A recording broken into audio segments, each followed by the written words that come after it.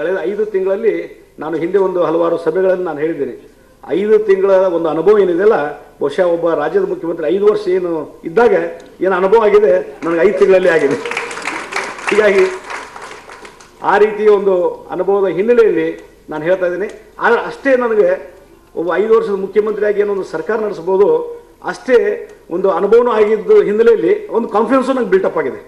ಆಯ್ತು, ನಾವು ಸರ್ಕಾರ ನಡೆಸ್ಬೋದು ಅನ್ನುವಂಥದ್ದು, ಭಾಳ ಉತ್ತಮವಾದಂಥ ಸರ್ಕಾರ ಕೊಡ್ಲಿಕ್ಕೆ ಸಾಧ್ಯತೆ ಅನ್ನೋದು. ಏಕದಿನ ಕ್ರಿಕೆಟ್